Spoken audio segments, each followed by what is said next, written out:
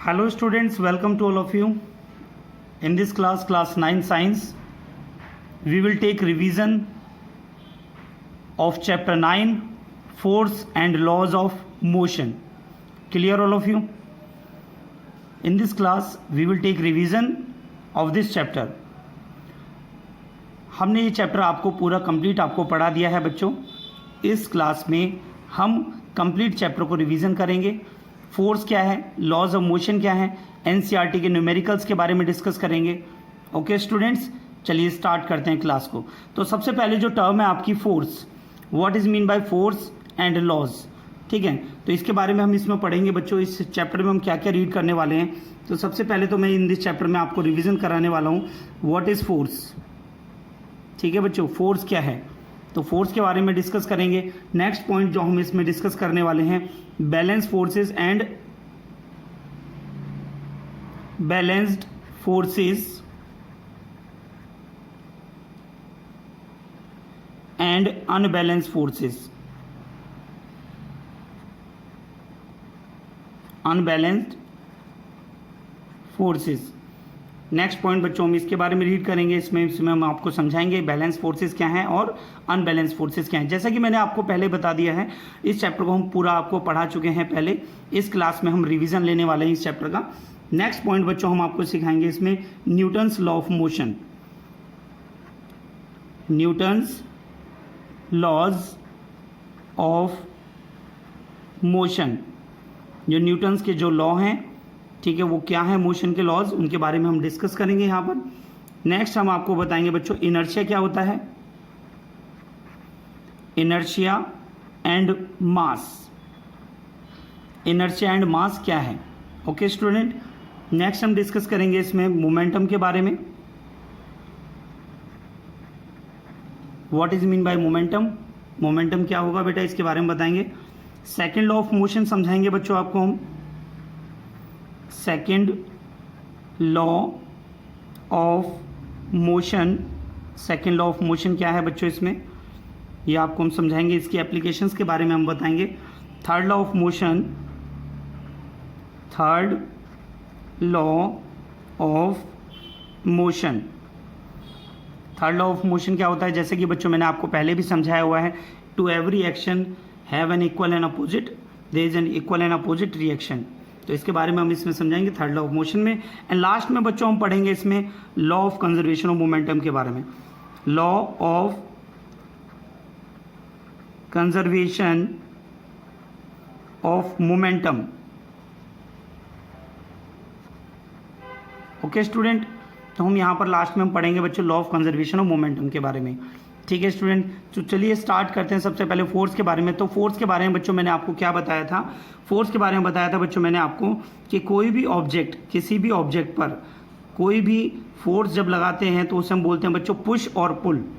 ठीक है, जब आप उसे अपने से दूर धकेलते हो, ठीक है, तो उसे आप क्या करते हो, पुश करते हो. जब उसे आप अपनी तरफ खींचते हो तो उसे क्या बोलते हैं बच्चों, क्या बोलते हैं बच्चों, उसे हम बोलते हैं पुल. ओके स्टूडेंट, जैसे आप दरवाजे को बंद जब कर रहे हैं तो उसे हम पुश करते हैं, जब दरवाजे को ओपन करते हैं तो हम उसे पुल करते हैं. ओके स्टूडेंट, तो यहाँ पर हम आपको समझाएंगे इसमें फोर्सेस क्या है. बैलेंस फोर्सेस क्या होते हैं बच्चों, जहाँ पर आपका नेट फोर्स आपका जीरो होता है उसे हम बोलते हैं बैलेंस फोर्सेस. अनबैलेंस फोर्सेस क्या होते हैं बच्चों, जहाँ पर हमारा नेट फोर्स जीरो नहीं होता है, यानी नेट फोर्स जीरो होगा, F net is equal to zero होगा, तो क्या होगा बच्चों, बैलेंस फोर्सेस होगा. क्या होगा बच्चों, बैलेंस फोर्सेस में आएगा ये. ठीक है, अनबैलेंस फोर्सेस क्या होंगे, जिसमें हमारा F net is not equal to zero. F net हमारा जीरो नहीं होगा, उसे हम बोलेंगे अनबैलेंस्ड फोर्सेस. चलिए बच्चों स्टार्ट करते हैं इस चैप्टर को और इसमें देखते हैं. इसमें कंप्लीट आपको हम पहले समझाएंगे, इसके बाद इसमें हम न्यूमेरिकल्स भी आपको कराएंगे. तो सबसे पहले आप इस इंडेक्स को आप नोट कर सकते हैं. ठीक है, बाकी आपने नोट्स सभी बच्चों ने नोट कर लिए होंगे अपनी कॉपी में. उम्मीद करता हूँ वीडियो को पूरा देखें बच्चों. इस चैप्टर का पूरा कवरेज इस वीडियो में हम कराने वाले हैं. ओके स्टूडेंट्स, नोट करिए सभी. देखिए बच्चों, सबसे पहले हम जो हमारी जो टर्म है फोर्स क्या है, what is mean by force. A force is an external push. A force is an external push pull acting on an object which changes or try to change the state of rest of uniform linear motion of an object or changes the direction of motion. यानी बच्चों कोई भी object किसी भी जो जिस पर हम एक्सटर्नली फोर्स लगा रहे हैं, एक्सटर्नली पुश लगा रहे हैं, एक्सटर्नली पुल लगा रहे हैं बच्चों, जिसकी वजह से उसकी जो स्टेट है या तो वो रेस्ट में है तो वो मोशन में आ जाएगा, अगर मोशन में है तो वो रेस्ट में आ जाएगा, और फोर्स अप्लाई करने के साथ हम जो है उसकी डायरेक्शन को भी चेंज कर सकते हैं। एंड यहाँ पर मैंने आपको बताया बच्चों ए फोर्स में also change the shape and size of the object. जो फोर्स है वो किसी भी ऑब्जेक्ट पर हम अप्लाई करके किसी भी ऑब्जेक्ट की शेप और साइज को भी हम चेंज कर सकते हैं। तो बच्चों फोर्स क्या हो गया, फोर्स की डेफिनेशन क्या होगी बच्चों यहाँ से, a push or pull is called force. A push or pull is called force. तो यहाँ से 1 मार्क्स का क्वेश्चन आपसे पूछा जा सकता है बच्चों। नेक्स्ट हम देखेंगे बच्चों यहाँ पर effect of force. Effect of force हमारे क्या है होते हैं, ठीक है। तो सभी बच्चे ध्यान से देखेंगे effect of force. What is mean bye effect of force, कि हमारी जो है जो किसी भी ऑब्जेक्ट पर जब हम फोर्स अप्लाई करते हैं तो वहाँ पर क्या क्या चेंजेस हो सकते हैं, that are the effects of force. Clear all of you. तो यहाँ पर हम सबसे पहले देख रहे हैं बच्चों किसी भी फोर्स को हम अप्लाई करके, ए फोर्स में start motion in an object at rest. यानी कोई भी ऑब्जेक्ट हमारा अगर रेस्ट में है, कोई भी ऑब्जेक्ट हमारा जब रेस्ट में है, जैसे कि मैं यहाँ पर दिखा रहा हूँ बच्चों, ये ऑब्जेक्ट अब हमारा किस में है, रेस्ट में है, ठीक है। ये ऑब्जेक्ट हमारा रेस्ट में है। ओके स्टूडेंट, जब मैं इस पर फोर्स अप्लाई करूँगा, तो वो ऑब्जेक्ट क्या करेगा बच्चों, मूव करके ए पोजीशन से वो बी पोजीशन पे आ जाएगा। ओके स्टूडेंट्स, तो हम यहाँ पर देख रहे हैं कि हम जो हमारा रेस्ट में जो ऑब्जेक्ट था उस पर हमने जब फोर्स अप्लाई किया तो ए पोजीशन से वो बी पोजीशन पे आ जाता है। तो हम कह सकते हैं बच्चों this is an effect of force. Okay student, next force point देखते हैं बच्चों हम यहाँ से, ए फोर्स में change the speed of A moving object. जो ऑब्जेक्ट क्या ना जो फोर्स है बच्चों वो किसी भी ऑब्जेक्ट की स्पीड को वो चेंज कर सकता है बाई चांस। जैसे कि अभी आप समझिए, जैसे हम बाइक चला रहे हैं, ठीक है, जो हम ब्रेक लगाते हैं यानी फोर्स लगा रहे हैं हम, ठीक है, फोर्स लगाने से बाइक स्लो हो जाती है। या फिर अगर कोई बॉल, ठीक है, एक बॉल है जो क्या नाम है ज़मीन पर रोल कर रही है, अगर आप उस पर फोर्स लगाएंगे तो वो स्टॉप हो जाएगी। ओके स्टूडेंट्स, तो हम यहाँ पर इन चीज़ों को हम देख रहे हैं। ओके स्टूडेंट्स, नेक्स्ट पॉइंट हम यहाँ से देखेंगे, ए फोर्स में स्टॉप ए मूविंग ऑब्जेक्ट। जो एक फोर्स है वो किसी भी मूविंग ऑब्जेक्ट को क्या कर सकता है बच्चों, स्टॉप कर सकता है। ठीक है बच्चों, ये भी सभी बच्चों को ध्यान रखना है। कोई भी मूविंग ऑब्जेक्ट है अगर हम उस पर फोर्स अप्लाई करेंगे तो वो स्टॉप हो जाएगा। नेक्स्ट हम देख रहे हैं बच्चों यहाँ से, ए फोर्स में change the direction of A moving object. जो किसी भी ऑब्जेक्ट पर, किसी भी मूविंग ऑब्जेक्ट पर किसी भी डायरेक्शन में मूव कर रहा है, अगर हम उस पर फोर्स लगाते हैं तो वो क्या होता है बच्चों, उसकी हम डायरेक्शन को भी चेंज कर सकते हैं। ठीक है, जैसे कि आप देख सकते हैं बेटा, यहाँ से ये ऑब्जेक्ट ऐसे रोल कर रहा है तो मैं यहाँ से फोर्स लगा के इसकी डायरेक्शन को हम ऐसे चेंज भी कर सकते हैं। Clear all of you. जैसे कि आप देखते हैं बच्चों, फुटबॉल के मैच में आप देख रहे हैं, फुटबॉल में क्या होता है बेटा कि जैसे ही अगर कोई भी एक प्लेयर किसी बॉल पर जब फोर्स लगाता है तो बॉल किसी अलग डायरेक्शन में जा रही है, जब कोई जब प्लेयर उस पर फोर्स अप्लाई करता है तो उसकी डायरेक्शन चेंज हो जाती है। फोर्स में change the shape and size of the object. जो फोर्स है किसी भी ऑब्जेक्ट की शेप और साइज़ को चेंज कर सकता है। किसी भी ऑब्जेक्ट पर जब हम फोर्स लगाते हैं तो बच्चों उसकी शेप और साइज़ वो चेंज हो सकती है। This is also the effect of force. Okay students, जिन बच्चों ने पहले अच्छे से नोट नहीं किया है अपनी कॉपी में, वो दोबारा भी यहाँ से नोट कर सकते हैं सारे पॉइंट्स को बेटा। और सभी पॉइंट्स को आप ध्यान से देखिए। इस वीडियो में पूरे कंप्लीट चैप्टर का इसमें हम रिवीजन कराने वाले हैं बेटा। इसमें अभी मैंने आपको समझाया बेटा कि फोर्स क्या होता है और उसके इफेक्ट ऑफ फोर्स क्या है। सभी बच्चे नोट कर लीजिए। नाउ अब हम पढ़ेंगे बच्चों, हमारे जो फोर्स होता है बच्चों, फोर्स के हमारे मेनली 2 टाइप्स के होते हैं। फोर्स हमारे मेनली 2 टाइप्स के होते हैं। ठीक है, कौन कौन से फोर्स होते हैं बच्चों? Balance forces and unbalance forces. Balance forces क्या है और अनबैलेंस फोर्सेस क्या है, चलिए बच्चों इसके बारे में जान लेते हैं। बैलेंस फोर्सेस क्या होते हैं बच्चों? जो हमारे इक्वल फोर्सेस होते हैं। किसी भी ऑब्जेक्ट पर जब इक्वल फोर्स अप्लाई किया जाता है, ठीक है, तो हमारे जैसे कि मैं मान लेता हूँ बेटा, मैंने यहाँ से 5 न्यूटन का फोर्स मैंने अप्लाई किया हुआ है और अदर साइड से भी मैंने अगर 5 न्यूटन का फोर्स अप्लाई किया हुआ है, ठीक है, तो बच्चों ये क्या है, हमारे इक्वल फोर्सेस हैं। इक्वल फोर्सेस किसी भी एक ऑब्जेक्ट पर अप्लाई किए जा रहे हैं बच्चों। ठीक है, तो हम यहाँ पर जब नेट फोर्स निकाल के देखते हैं बच्चों, तो F1 minus F2 is equal to 0 newton आता है। तो 0 न्यूटन बेटा, न्यूटन क्या होता है? Newton is the unit of force. Okay student, जिसमें हमारा नेट फोर्स हमारा 0 आएगा उन्हें हम बोलेंगे बच्चों बैलेंस फोर्सेस। क्या बोलेंगे बच्चों? Balance forces. तो बच्चों हम कैसे डिफाइन करेंगे बच्चों इसे? हम यहाँ पर मैंने आपको डेफिनेशन दिखाई हुई है, तो सभी बच्चे ध्यान से देखें। When A number of forces acting simultaneously on an object do not produce any change in its state of rest और यूनिफॉर्म मोशन, यानी किसी भी ऑब्जेक्ट पर जब हम सिमिल्टेनियसली फोर्सेस को जब हम अप्लाई करते हैं, काफ़ी सारे फोर्स को अप्लाई कर रहे हैं और ऑब्जेक्ट बिल्कुल भी चेंज ना करे अपनी स्टेट को, या वो रेस्ट में है तो रेस्ट में रहे, मोशन में है तो मोशन में रहे, then that forces are known as are said to be balance forces. उन फोर्सेस को हम बोलते हैं बच्चों बैलेंस फोर्सेस।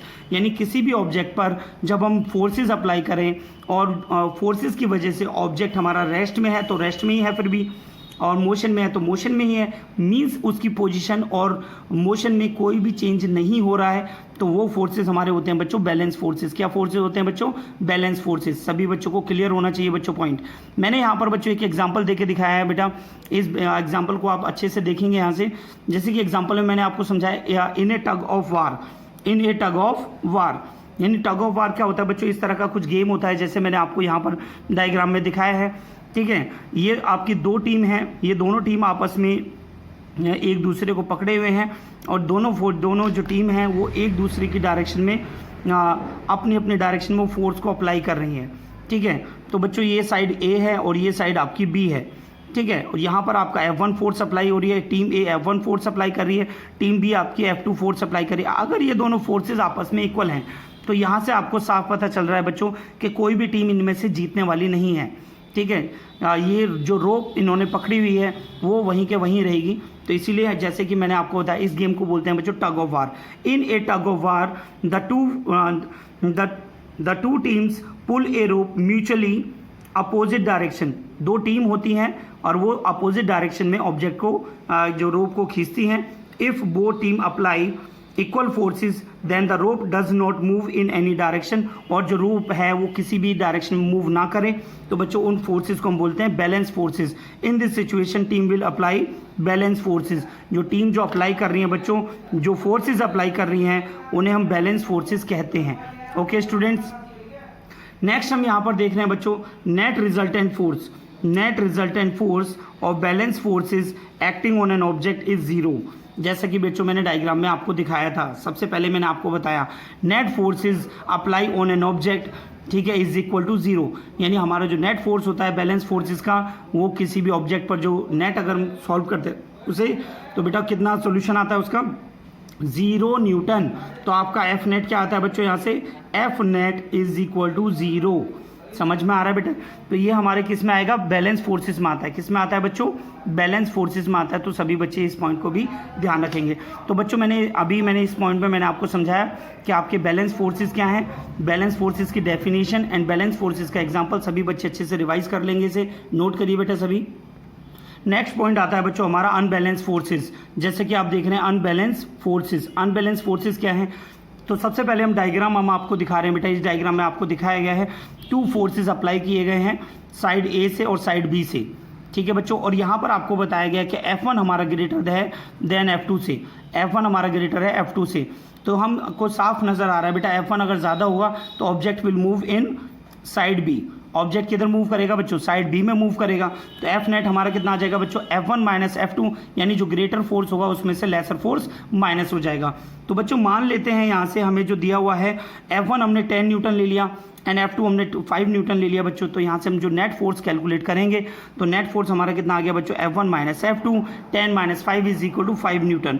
तो बच्चों हमें नज़र आ रहा है कि 5 न्यूटन का जो नेट फोर्स है वो साइड बी की तरफ ज़्यादा लग रहा है और object will move in the toward the side B. Clear students? तो उम्मीद करता हूँ बेटा ये पॉइंट आपको समझ में आया होगा। नेक्स्ट अगर हम इसको डिफाइन करें बेटा, इसको अगर हम डिफाइन करेंगे तो कैसे करेंगे? यहाँ पर आप सभी बच्चे देख सकते हैं, when 2 or more forces acting simultaneously on an object have a non zero resultant force. Have a non zero resultant force यानी रिजल्टेंट फोर्स आपका जीरो नहीं होना चाहिए।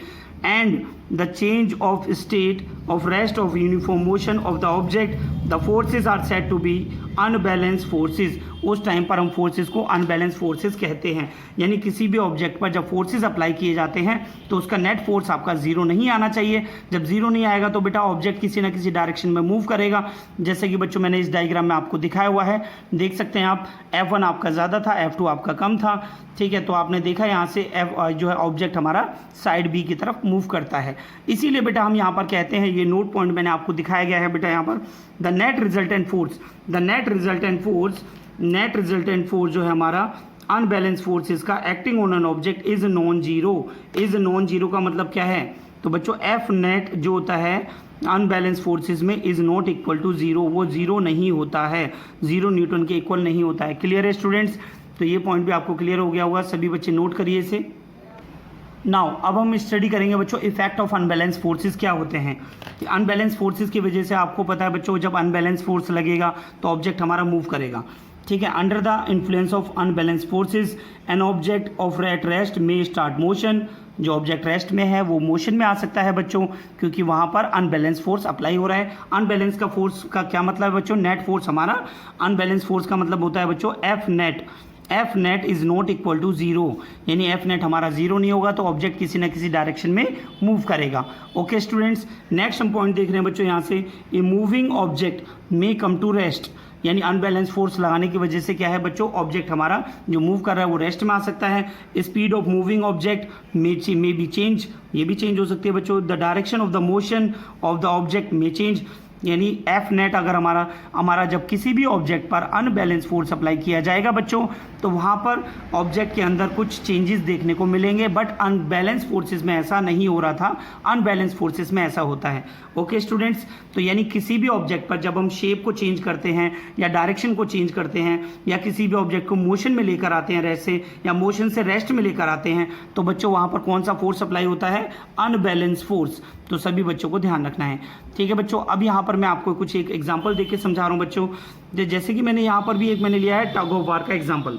तो एग्जांपल किसका लिया है बच्चों? एग्जांपल लिया है मैंने टग ऑफ वार का मैंने एग्जांपल लिया है बेटा। तो टग ऑफ वार में मैंने आपको दिखाया कि दो टीम हमारे पास में है, दोनों टीम फोर्सेज अप्लाई कर रही हैं अपनी अपनी डायरेक्शन में। F1 इज क्या नाम है, यहाँ पर मैंने आपको दिखाया है F1 is greater than F2, मैंने आपको बताया F1 आपका ज़्यादा है, तो object will move into the side of the inside of किस में बेटा? ये ऑब्जेक्ट मूव करेगा toward the side of A, toward the side of A. तो toward the side of A की तरफ जो है ये रोप मूव करेगी, और ये जो टीम है, जो टीम ए है वो विन हो जाएगी। Then the team A will win the match.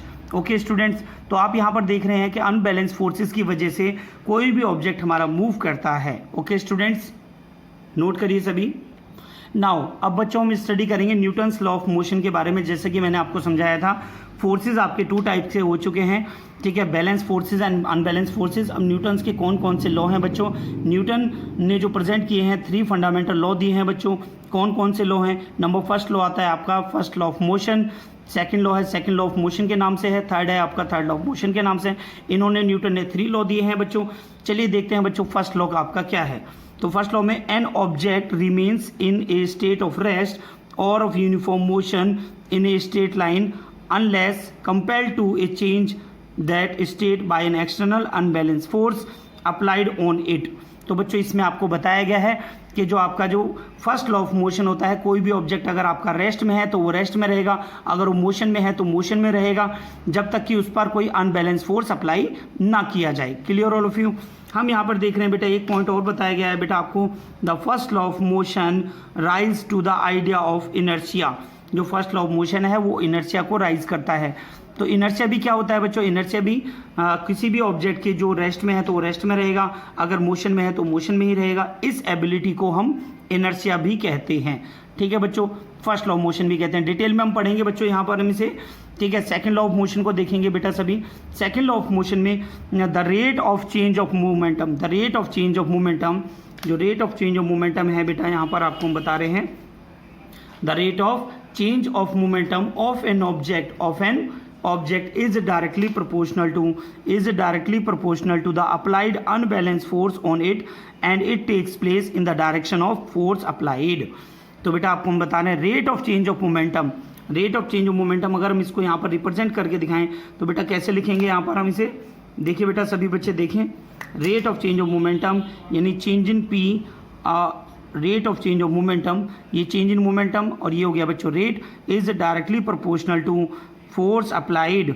तो बच्चों this is called as second law of motion. इसको हम पूरा कंप्लीटली आपको ड्राइव करके दिखाएंगे बच्चों, डेरिवेशन आपके एग्जाम में आता है। नेक्स्ट हम देखेंगे बच्चों यहाँ पर थर्ड लॉ ऑफ मोशन।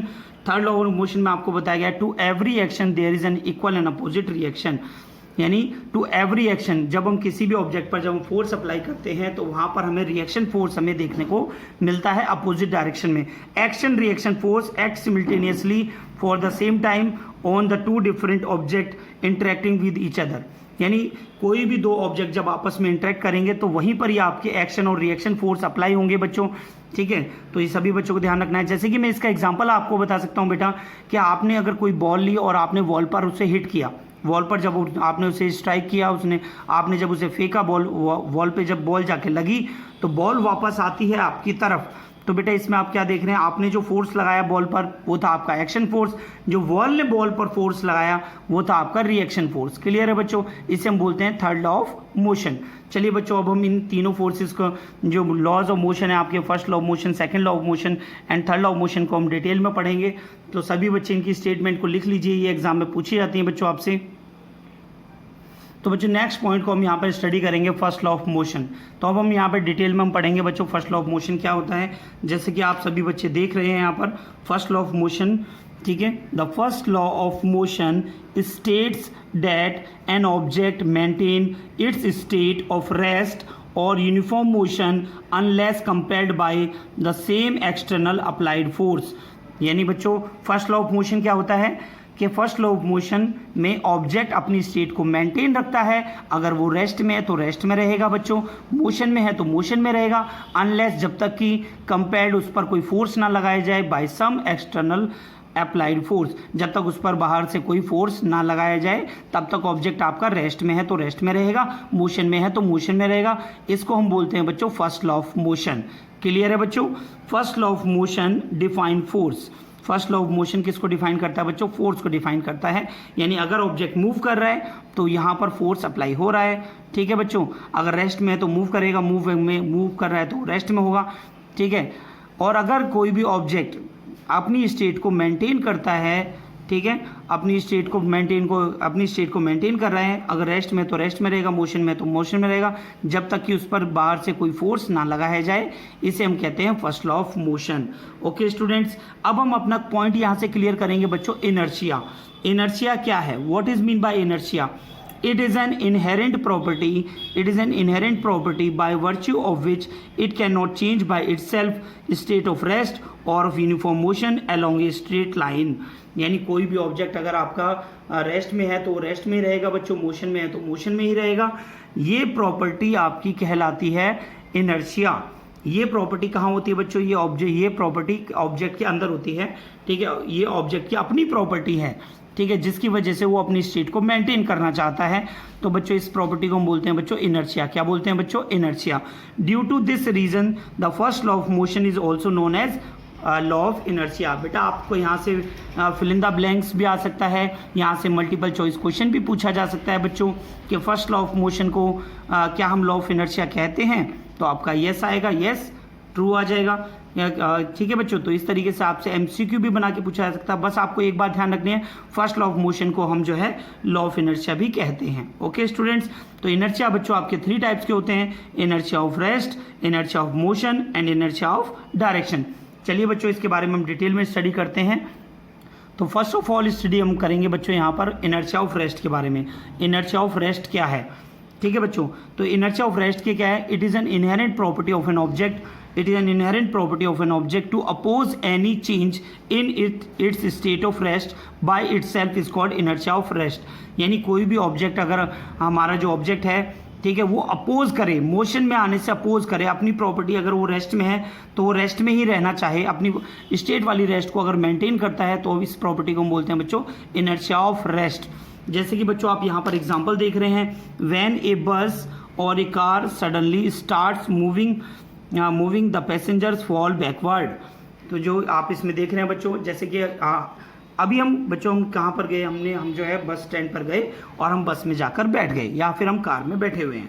जैसे ही हम अपनी कार को स्टार्ट करते हैं और मोशन में आती है कार या बस, तो जैसे ही वो मोशन में आएगी तो हमें फील होता है कि हम पीछे की तरफ जो है बैकवर्ड फॉल हो रहे हैं। तो बेटा ये जो है हमारी बॉडी पहले किस में थी, रेस्ट में थी, अभी भी हमारी बॉडी क्या चाहती है, वो रेस्ट में की स्टेट को मेंटेन करना चाहती है।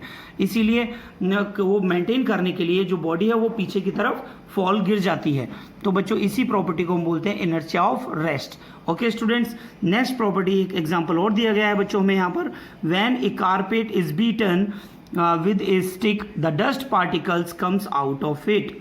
तो बच्चों इसका क्या मतलब है यहाँ पर कि कारपेट, देखिए जो कारपेट जो हम घरों में, आप कारपेट के बारे में जानते ही हैं, जो घरों में यूज़ होती है, तो कारपेट को जब हम सफाई कर रहे हैं तो हम जब उसे बीट करते हैं किससे बच्चों, स्टिक से, तो उसके जो पार्टिकल्स हैं, डस्ट पार्टिकल, वो बाहर आके गिर जाते हैं। क्यों?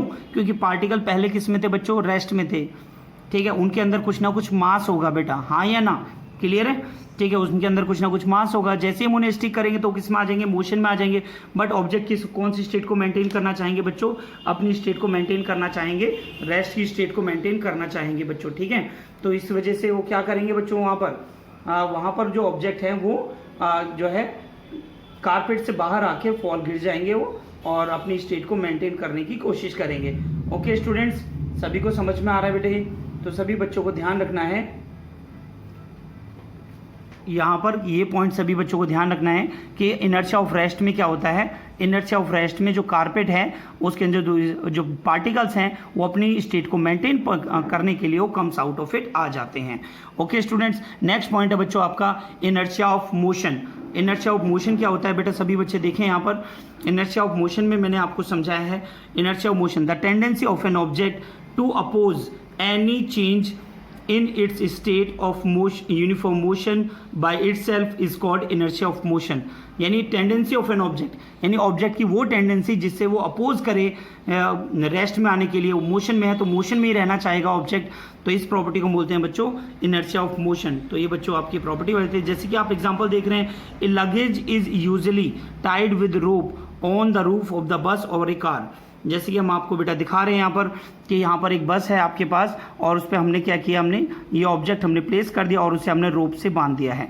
ठीक है, अगर हम रोप से नहीं बांधेंगे तो जैसी बस आपकी जो मोशन में आएगी, ठीक है बेटा, मोशन में चल रही है, जो बस है वो मोशन में है, ऑब्जेक्ट भी हमारा किससे टच है बेटा, बस से टच है, तो वो भी हमारा किस में हो गया, मोशन में। जैसे ही ब्रेक लगेगी बस में तो ऑब्जेक्ट फॉल डाउन गिरेगा, आगे की तरफ आके गिर जाएगा।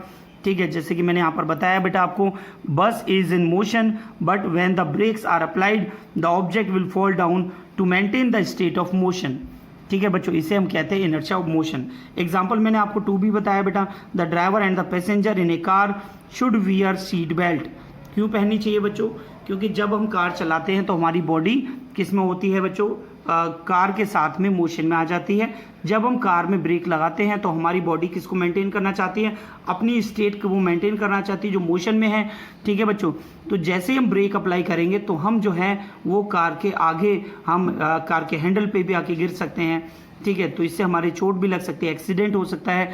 तो बेटा यहाँ पर ये कौन सा फोर्स अप्लाई हो रहा है, it is known as inertia of motion. तो इसीलिए जो ड्राइवर जो होते हैं या पैसेंजर इन ए कार होते हैं उन्हें सीट बेल्ट्स पहननी चाहिए। Clear students? तो सभी बच्चों को ये पॉइंट भी क्लियर हो गया होगा, उम्मीद करता हूँ बेटा सभी बच्चे नोट करिए। नेक्स्ट पॉइंट को बच्चों हम यहाँ पर स्टडी करेंगे, inertia of direction. Inertia of direction क्या होता है, the tendency of an object to oppose any change in its direction of motion is called inertia of direction. यानी कोई भी ऑब्जेक्ट हमारा जिस डायरेक्शन में जा रहा है तो वो अपनी स्टेट को मेंटेन करना चाहेगा, उसको हम अपोज करेंगे लेकिन वो मेंटेन करेगा। इस वजह से इसी स्टेट को हम बोलते हैं, इसी कंडीशन को बोलते हैं inertia of direction. Okay students, जैसे कि बच्चों मैंने एग्जांपल आपको दिखाया हुआ है, एक लड़का है और उसके हाथ में एक थ्रेड है, थ्रेड में उसने पत्थर बांधा हुआ है और वो उसको इस तरीके से रील्ड कर रहा है, घुमा रहा है बच्चों। ठीक है, तो हमने क्या देखा कि जैसे ही ऑब्जेक्ट अगर हमारी यहाँ से थ्रेड अगर ब्रेक डाउन होती है तो जो ऑब्जेक्ट है वो हमारा टेंजेंशियली फॉल डाउन होगा। कैसे फॉल डाउन होगा बच्चों, टेंजेंशियली। क्यों?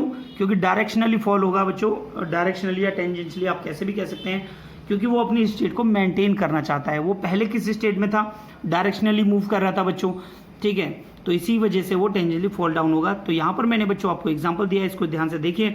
Late a stone tied to a string and whirling in horizontal circle, जैसे कि बच्चों मैंने आपको दिखाया। ठीक है, इफ द स्ट्रिंग ब्रेक्स, जैसे ही ये स्ट्रिंग और जो ये थ्रेड है वो ब्रेक होगा ठीक है, the stone will fall tangentially, जो स्टोन है वो टेंजेंशियली फॉल डाउन हो जाएगा। Okay students, when A fast moving बस और कार नेगोशिएट्स, ठीक है, negotiates curve on road, the passenger of the bus car और बस एक्सपीरियंस आउटवर्ड पुश।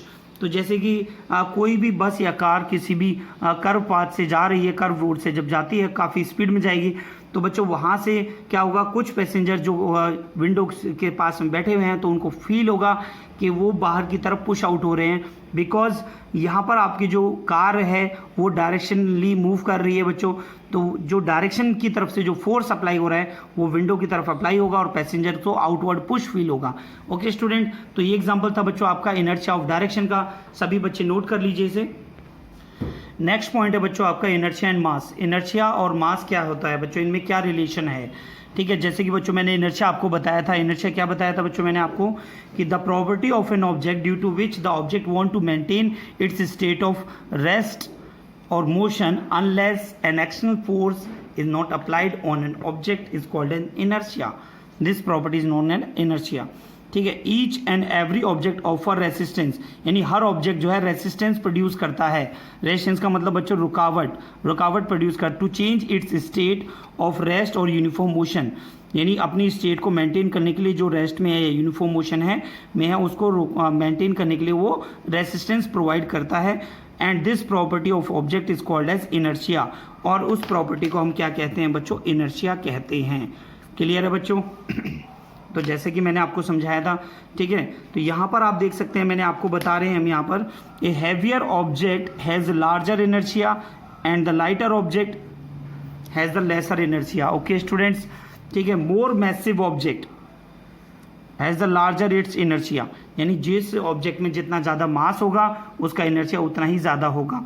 ठीक है, जैसे कि मैं आपसे कहता हूँ बच्चों यहाँ पर कि मैंने आपको ये दो ऑब्जेक्ट दिखाए, बेटा ये एक ऑब्जेक्ट आपके सामने ये है और एक ऑब्जेक्ट आपके पास ये है। जैसे कि आप देख रहे हैं बच्चों, इस कैप में जो वेट है, जो मास है इसका वो बहुत कम है और इस हाईलाइटर का मास जो है ज़्यादा है। तो यहाँ पर जो इनर्शिया होगा वो किसका होगा, कम, इस कैप का कम होगा और इसका ज़्यादा होगा, क्योंकि इस लाइटर को मुझे मूव कराने के लिए ज़्यादा फोर्स चाहिए और इसको मूव कराने के लिए मुझे लेस फोर्स की ज़रूरत पड़ेगी। ओके स्टूडेंट्स, तो यहाँ से ये आपका पॉइंट क्लियर हो गया होगा कि इनर्शिया और मास में क्या रिलेशन है। Mass of an object is a measure of inertia, इसीलिए हम जो है मास को वो हम मेजर ऑफ इनर्शिया भी कहते हैं। ओके स्टूडेंट, नेक्स्ट पॉइंट आता है बच्चों आपका मोमेंटम। मोमेंटम क्या होता है? What is mean by momentum? Momentum of an object is defined as the product of its mass and velocity. यानी ऑब्जेक्ट आपका जब मूव करेगा, जैसे हमारे पास में एक ऑब्जेक्ट है, इस फोर्स पर, इस ऑब्जेक्ट पे मैंने क्या लगाया बच्चों, फोर्स। ऑब्जेक्ट के अंदर क्या है बच्चों, मास, और जब ऑब्जेक्ट मूव करेगा एक पोजीशन से दूसरी पोजीशन पे जाएगा तो इसके अंदर क्या होगी बच्चों, वेलोसिटी। ठीक है, तो mass into velocity is called as momentum. तो हम इसे बच्चों ऐसे दिखाते हैं। और मोमेंटम आपकी कैसी क्वांटिटी होती है बच्चों, ये स्केलर क्वांटिटी होती है। क्यों होती है? क्योंकि यहाँ पर आपको वेलोसिटी गिवन है। वेलोसिटी में आपकी क्या होता है, डिस्प्लेसमेंट अपॉन टाइम। डिस्प्लेसमेंट आपका पर्टिकुलर डायरेक्शन में होता है, तो इसीलिए मोमेंटम भी आपकी स्केलर क्वांटिटी होती है। नोट करिए सभी। नेक्स्ट पॉइंट है बच्चों, आप देख रहे हैं जैसे कि मोमेंटम का फॉर्मूला मैंने आपको बताया बच्चों, P is equal to mv। तो बच्चों ये आपका फॉर्मूला है मोमेंटम का, P for momentum, M for mass of object and V for velocity of light, velocity of object. Okay students, तो यहाँ से हम देख रहे हैं इस फॉर्मूले से P directly proportional to M, P directly proportional to V। ठीक है बच्चों, तो यानी मास अगर इंक्रीज करेगा तो मोमेंटम भी इंक्रीज करेगा, और वेलोसिटी इंक्रीज करेगी तो मोमेंटम भी इंक्रीज करेगा। जैसे कि मैंने बच्चों यहाँ दिखाया, मास को इंक्रीज किया, मोमेंटम इंक्रीज कर रहा है। ठीक है, वेलोसिटी को इंक्रीज करेंगे तो मोमेंटम भी इंक्रीज होगा। तो हम यहाँ पर आपको बता रहे हैं momentum is an vector quantity, जैसे कि मैंने आपको यहाँ पर अभी बताया था बच्चों, P is equal to mv, V हमारी वेक्टर क्वांटिटी होती है। ओके स्टूडेंट्स, नेक्स्ट हम यहाँ पे देख रहे हैं SI unit of momentum. SI unit of momentum क्या होती है बच्चों, फॉर्मूला होता है आपका P is equal to mv। M की यूनिट क्या होती है बच्चों, किलोग्राम, और V की यूनिट क्या होती है बच्चों, मीटर पर सेकेंड। तो इसकी SI यूनिट क्या हो जाएगी बच्चों, किलोग्राम मीटर पर सेकेंड। साथ साथ बोला करो बेटा, जब आप वीडियो देख रहे हो तो इसको रिवाइज करिए आप अच्छे से। ठीक है, मोमेंटम का फॉर्मूला आपको ध्यान रखना है क्योंकि ये न्यूमेरिकल्स में काम आएगा। ठीक है बच्चों, तो ऐसा यूनिट ऑफ मोमेंटम क्या होगी बच्चों, kilogram metre per second. Okay student, तो एक न्यूमेरिकल मैंने आपको यहाँ पर दिखाया है बच्चों सॉल्व करके, तो इसको आप देख सकते हैं। Calculate momentum of A cricket ball of मास ये मास दे रखा है आपको 0.5 kg, travelling eight A velocity of 144 kilometre per hour. तो बच्चों मास और वेलोसिटी आपको गिवन है, जो वेलोसिटी गिवन है किलोमीटर पर आवर में गिवन है, इसको आप चेंज करेंगे 5.18 से मीटर पर सेकंड में कन्वर्ट करने के लिए, तो आपका कितना आ गया बच्चों 40 मीटर पर सेकंड। ठीक है, फॉर्मूला होता है बच्चों आपका P/mv, आपने दो फॉर्मूले को पुट किया और यहाँ से आपका आंसर आ जाता है 6, ठीक है, kilogram metre per second is the unit of momentum. तो बच्चों उम्मीद करता हूँ बेटा ये क्वेश्चन आपको समझ में आया होगा। ऐसे क्वेश्चन आपको एनसीईआरटी में भी दे रखे हैं, तो उनको भी आप सॉल्व करने की कोशिश करें। सभी बच्चे नोट कर लीजिए। नेक्स्ट पॉइंट आता है बच्चों आपका second law of motion. Second law of motion क्या है, जैसे कि बच्चों मैंने भी आपको समझाया था, rate of change of momentum, rate of change of momentum directly proportional to force, directly proportional to force. तो this is the law of second law of motion. Okay students, इसी को मैंने यहाँ पर आपको डिफाइन करके समझाया है। चलिए बच्चों अब हम इसके प्रूफ के बारे में देखते हैं कि हमारे पास में एक ऑब्जेक्ट है जिसका मास m है, ए पॉइंट पर है, और जब ये पॉइंट पर जब हमने इसमें फोर्स अप्लाई किया, यहाँ पर आपकी इनिशियल वेलोसिटी इस टाइम पर t आपका था 0, लेकिन कुछ टाइम बाद आपका ऑब्जेक्ट मूव करके कहाँ पर आ गया बच्चों b पॉइंट पर। यहाँ पर इसका मास m, मास तो सेम ही रहेगा बेटा, वेलोसिटी आपकी चेंज हो जाएगी, फाइनल वेलोसिटी v। कितने टाइम में चेंज हुई बच्चों, t टाइम में। क्लियर है। तो यहाँ से सबसे पहले स्टेप 1 हमने लिया बेटा, इनिशियल मोमेंटम आपका कितना हो गया P1, P1 is equal to कितना हो गया बेटा mu, ठीक है। फाइनल मोमेंटम आपका हो गया बेटा m2, ये कितना हो गया बेटा mv। तो change in momentum, change in momentum का मतलब होता है बच्चों, ये साइन जो है, जो आप ट्राइंगल का साइन देख रहे हैं, इसे हम बोलते हैं change final momentum minus initial. तो यानी फाइनल माइनस इनिशियल होता है बेटा। तो ये फॉर्मूला बेटा आपको समझ में आ गया होगा। चेंज इन मोमेंटम का फॉर्मूला क्या आ गया, P is equal to change in P, ये साइन आपका चेंज का साइन है, change in P is equal to P2 minus P1। तो बच्चों हमने यहाँ पर P2 और P1 की वैल्यू अप्लाई करी, mv माइनस mu, तो हमारे पास में जो रिजल्ट आ गया वो कितना आ गया, P is equal to m bracket में v minus u। Okay students, next step number 2 पे जब हम आते हैं, तो बच्चों हम यहाँ से देख रहे हैं rate of change of momentum, इस क्वेश्चन में बताया गया था rate of change of momentum यानी डिवाइड बाय t, जो चेंज इन मोमेंटम है उसको डिवाइड बाय t करेंगे, ठीक है। तो बच्चों आप यहाँ से देख रहे हैं, तो हम डिवाइड कर रहे हैं बेटा यहाँ से change in momentum P2 minus P1, ठीक है, अपॉन में टाइम कितना हो जाएगा t माइनस 0, क्योंकि टाइम कितना चेंज हो रहा है बेटा, t से 0 से t में चेंज हुआ था, तो final minus initial t minus 0। तो आपका आंसर कितना आ गया बेटा, m v minus u upon t। Clear है बेटा फर्स्ट इक्वेशन। अब हमने यहाँ पर अप्लाई किया है बेटा सेकंड लॉ ऑफ मोशन, जो हमें डेफिनेशन कहती है। डेफिनेशन हमें कह रही है बच्चों, rate of change of momentum directly proportional to applied external force. तो बच्चों force directly proportional to rate of change of momentum.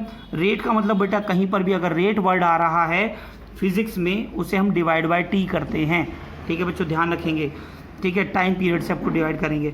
तो force directly proportional to m v minus u upon t. तो directly proportional sign हटा के बच्चों मैंने k ले लिया, प्रोपोर्शनल आ गया आपका कांस्टेंट। तो f is equal to k into v minus u, ठीक है, v minus u upon t is equal to क्या होता है बच्चों, आपका a होता है एक्सेलरेशन।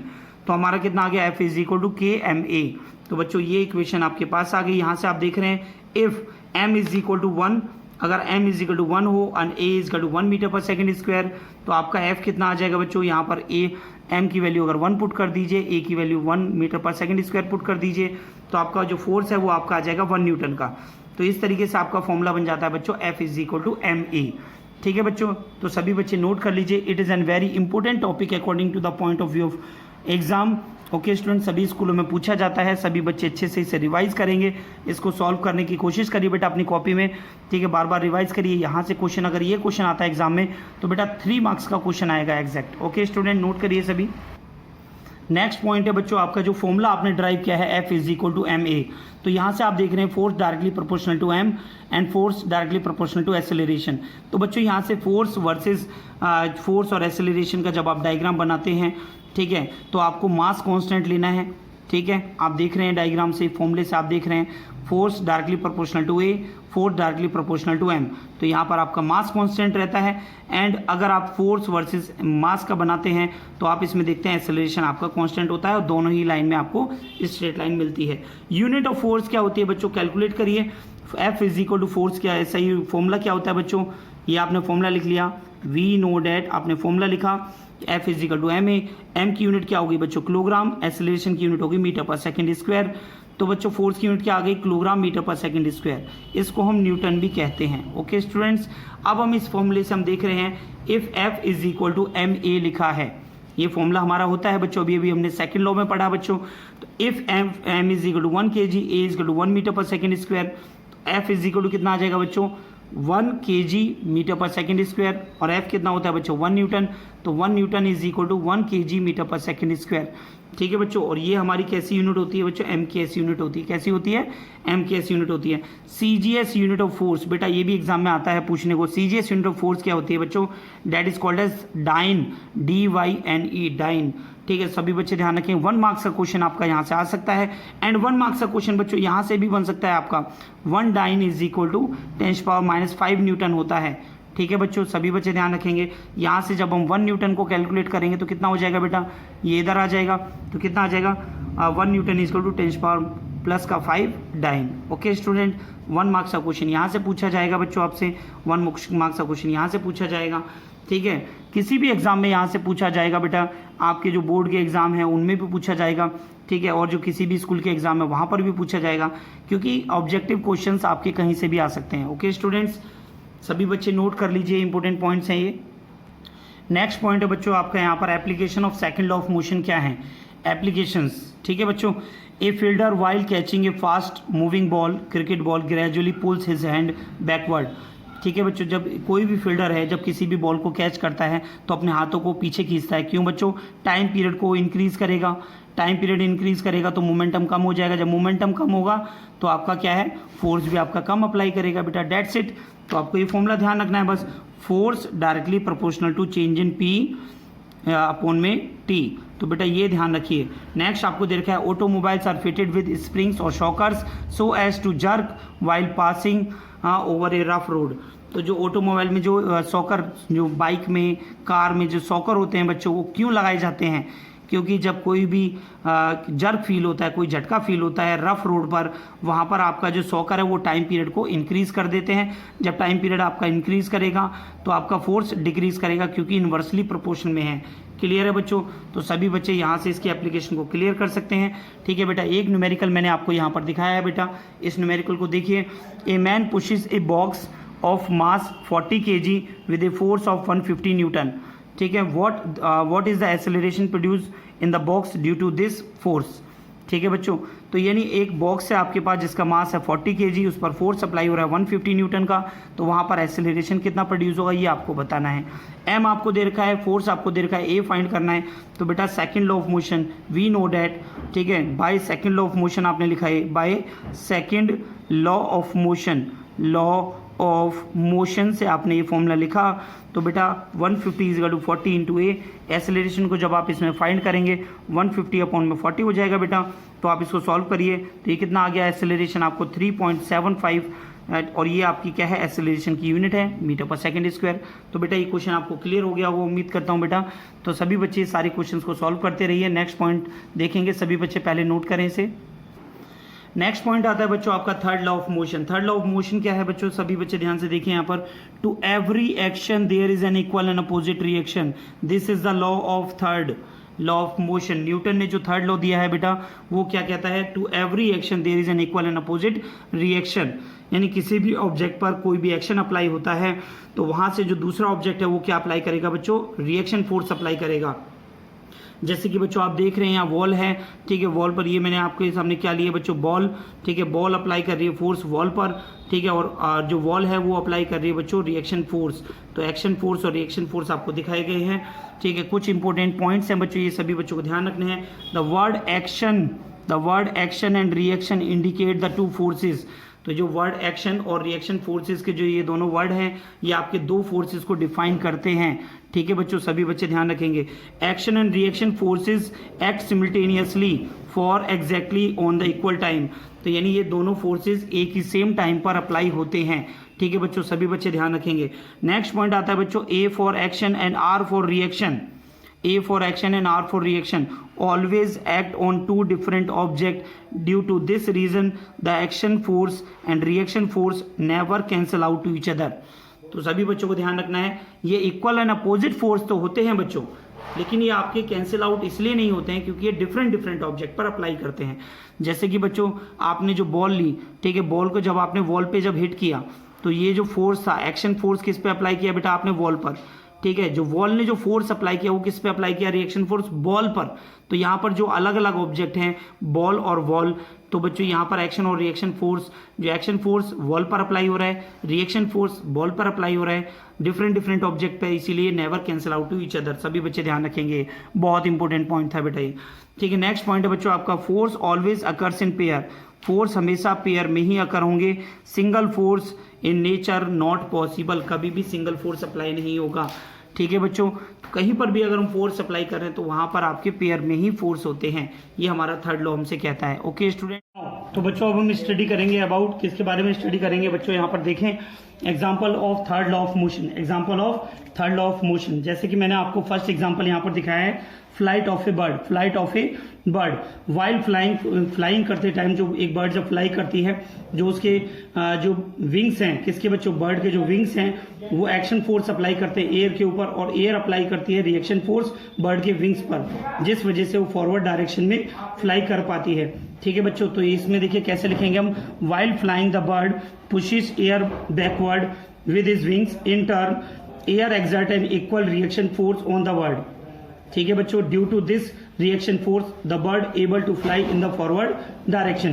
तो बच्चों एग्जाम में अगर आपकी डेफिनेशन आती है तो आपको उसके साथ एग्जाम्पल भी देना जरूरी है, और एग्जाम में ये भी आ सकता है, how the flight of A bird follow the third law of motion, follow the third law of motion.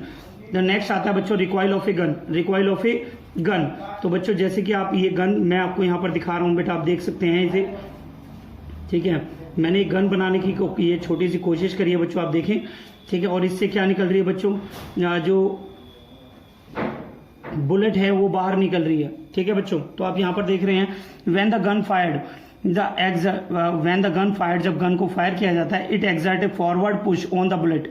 तो बुलेट पर ये क्या अप्लाई कर रहा है बच्चों, एक्शन फोर्स। क्या अप्लाई कर रहा है, action force. The bullet exert an equal and opposite reaction force on the gun. Opposite direction में कौन सा फोर्स लगता है बच्चों, रिएक्शन फोर्स लगता है। कौन सा फोर्स लगता है, रिएक्शन फोर्स लगता है बच्चों। As a result the gun recoil in the backward direction, जो गन है वो पीछे की तरफ बैकवर्ड डायरेक्शन में पुश होती है, इसी को हम बोलते हैं रिकॉइल ऑफ गन, ठीक है बच्चों। नेक्स्ट पॉइंट आता है बच्चों आपका walking of a person. Walking of a person में आप देख रहे हैं, जब कोई भी पर्सन चलता है, ठीक है, वॉक कर रहा है, तो वहां पर भी हमारा third law of motion apply हो रहा है बच्चों, ठीक है बच्चों। कैसे होता है देखें यहाँ पर, when a person walk on the road he pushes the road out blow the backward with his foot in the turn road exert an equal force of reaction on the foot in the forward direction, due to which the person able to walk on the forward direction। तो बच्चों जैसे कि आप देख रहे हैं, मैं आपको एक छोटा सा डायग्राम आपको बना के दिखा रहा हूँ, ठीक है। तो मैंने यहाँ पर आपको जैसे ये दिखाया, ठीक है, ये किसी कोई पर्सन है, ठीक है, उसके लेग जैसे आगे की तरफ फोर्स लगाते हैं, तो रोड भी उसके जो है अपोजिट फोर्स लगा के अप्लाई करता है। तो बच्चों इस तरीके से जो फोर्स अप्लाई हो रहा है, तो ये किस लॉ को फॉलो कर रहा है बच्चों, थर्ड लॉ ऑफ मोशन को। किसको फॉलो कर रहा है बच्चों, थर्ड लॉ ऑफ मोशन को। तो बच्चों आप यहां से देख सकते हैं, these are the examples of third law of motion. तो सभी बच्चे नोट कर लेंगे इसे। तो नेक्स्ट बच्चों हम स्टडी करने वाले हैं यहाँ पर law of conservation of momentum, law of conservation of momentum. तो सबसे पहले बच्चों इसे डिफाइन कैसे करेंगे law of conservation of momentum को। तो यहाँ पर देखेंगे बच्चों, law of conservation of momentum क्या होता है, ठीक है। तो बच्चों इसकी डेफिनेशन जब हम डिफाइन करेंगे तो हम यहाँ बोलेंगे, यहाँ पर for an isolated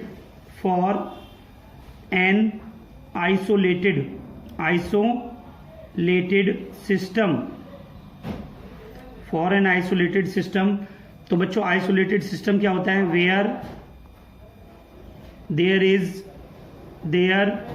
is no net force, net external force, तो यानी एक ऐसा आइसोलेटेड सिस्टम जहां पर कोई भी एक्सटर्नल फोर्स अप्लाई नहीं होगा, तो उसे हम बोलेंगे बच्चों आइसोलेटेड सिस्टम बोलेंगे। For an isolated system the total momentum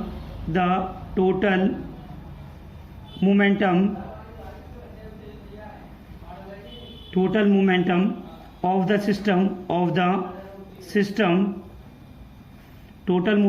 the system remains conserved। Okay students, तो यहाँ पर total momentum of the system हमारा क्या होता है बच्चों, कंजर्व होता है। कंजर्व का मतलब क्या होता है बच्चों, neither be created nor be destroyed, यानी हमारा जो मोमेंटम है वो ना ही हमारा एग्जर्ट होगा, ठीक है, और ना ही हमारा डेस्ट्रॉयड होगा, ठीक है, बिफोर कोलिजन और आफ्टर कोलिजन। तो बच्चों इसको हम प्रूफ कैसे करके दिखाएंगे कि हमारा जो कंजर्वेशन ऑफ मोमेंटम है, इसमें हमने बोला total momentum of the system remains conserve. तो ये ध्यान रखेंगे बच्चों, for an isolated system total momentum of A system remains conserve, ठीक है, हमारा टोटल मोमेंटम क्या होता है बच्चों, कंजर्व रहता है। तो बच्चों इसको हम प्रूफ करेंगे, किससे प्रूफ करेंगे बच्चों, यहां से देखें हम कंजर्वेशन ऑफ मोमेंटम को, collision